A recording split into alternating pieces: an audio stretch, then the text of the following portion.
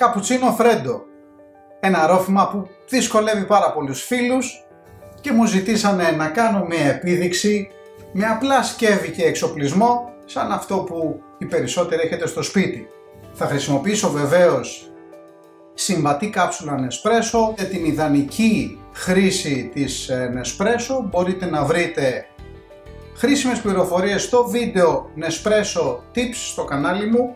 Πάμε όμως λίγο πρώτα να δούμε ιστορικά πώς καταλήξαμε να κάνουμε μια ακόμη παγκόσμια πρωτοτυπία.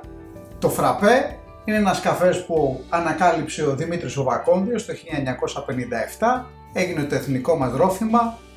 Στις αρχές της δεκαετίας του 90, προσπαθώντας να ακολουθήσουμε τις ευρωπαϊκές τάσεις για κατανάλωση εσπρέσο, προσπαθήσαμε να πιούμε και εμείς, αλλά η ποσότητα του εσπρέσο, όπως και του καπουτσίνο, δεν πλησίαζε αυτή του φραπέ που είχαμε συνηθίσει να έχουμε χορταστικό ρόφημα και να βγάζουμε ατελείωτες ώρες μπροστά στη θάλασσα βλέποντας ηλιοβασιλέματα ή πρωινά και ξημερώματα. Τι κάναμε λοιπόν? Δημιουργήσαμε τα φρέντο, άλλη μια ελληνική πρωτοτυπία που δεν υπάρχει αναφορά. Ποιος πρωτοχρησιμοποίησε πάγο σε ένα διπλό εσπρέσο για να δημιουργήσει αυτό που όλοι σήμερα ξέρουμε ως εσπρέσο φρέντο. Το πρόβλημα ξεκινάει όταν προσπαθήσαμε να αντιγράψουμε τον καπουτσίνο και να του κάνουμε μια θερμική μετάλλαξη και να τον κάνουμε κρύο. Καπουτσίνο φρέντο δηλαδή. Παραβλέπουμε το γεγονός ότι το ζεστό ρόφημα στην πρώτη του γουλιά έχει καφέ και γάλα με μια πολύ ωραία βελούδινη κρέμα από πάνω.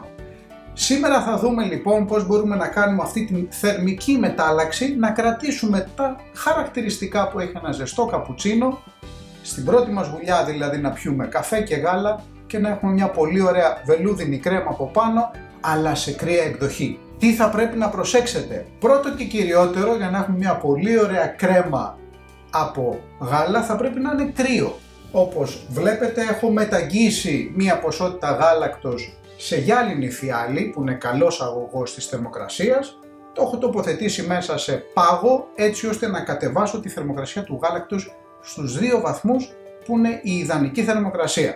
Χρειαζόμαστε βεβαίως γάλα με 3,5% λιπαρά για να έχουμε όλη τη γεύση, η οποία είναι πολύ σημαντική στην ισορροπία του ροφήματός μας.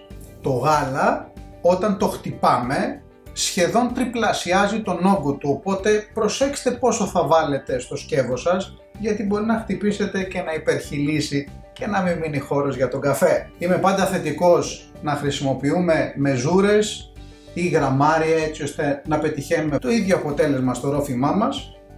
Θα χρησιμοποιήσω λοιπόν 50 ml κρύο γάλα. Κοιτάξτε περίπου πόσο είναι στο ποτήρι, δεν χρειάζεται πολύ μεγάλη ποσότητα. Θα χρησιμοποιήσω 3 συμβατές κάψουλες Nespresso για να μπορέσω να έχω αρκετά έντονα χαρακτηριστικά ακόμα και όταν θα δροσίσω τον καφέ μου με πάγο. Έχουμε έτοιμο τον καφέ, έχουμε βάλει την ποσότητα που χρειαζόμαστε, ένα απλό μιξεράκι χυρός. Στην ανάδευση αυτό που θα πρέπει να προσέξετε σε όλα τα ροφήματα όπως και στο φραπέ είναι να ανεβοκατεβάζετε συνεχώς το στέλεχος της φραπιέρας έτσι ώστε να βρίσκεται στις στρωματώσεις που δημιουργούνται μέσα στο μείγμα. Ιδανικά θα πρέπει να χρησιμοποιήσετε ένα shaker το οποίο να έχει αφροσυλλέκτη ή να έχετε έναν αποσπόμενο αφροσυλλέκτη, αλλά εγώ θα το κάνω πολύ παραδοσιακά, όπως πιθανότατα πολλοί φίλοι θα αναγκαστείτε να το κάνετε.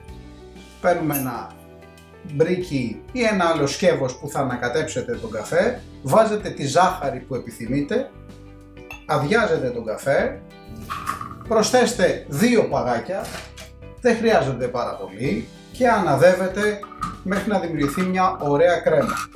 Τοποθετήστε 3 παγάκια στο ποτήρι και για να συγκρατήσετε τις φυσαλίδες μπορείτε να χρησιμοποιήσετε ένα μαχαίρι αν δεν έχετε αφροσυλλέκτη. Βάλτε το μαχαίρι στην άκρη από τον μπρίκι σας έτσι ώστε να συγκρατεί, αδειάστε προσεκτικά πάνω από το γάλα. Θα παρατηρήσετε λοιπόν ότι περνώντας ο καφές μέσα από την ωραία κρέμα που είχαμε χτυπήσει απογαλακτοποίησε μέρος της κρέμας και έτσι η πρώτη μας γουλιά Είναι καφές και γάλα μαζί με μια ωραία βελούδινη κρέμα από πάνω, ακριβώς όπως είναι και ένα ζεστό καπουτσίνο. Ένα καπουτσίνο φρέντο στην απόλυτη του θερμική μετάλλαξη. Ευχαριστώ που με παρακολουθήσατε. Μην ξεχάσετε να πατήσετε εγγραφή, το καμπανάκι να σας έρχονται ενημερώσεις για νέα βίντεο και νέες ιδέες. Καλές απολαύσεις, καλό καλοκαίρι!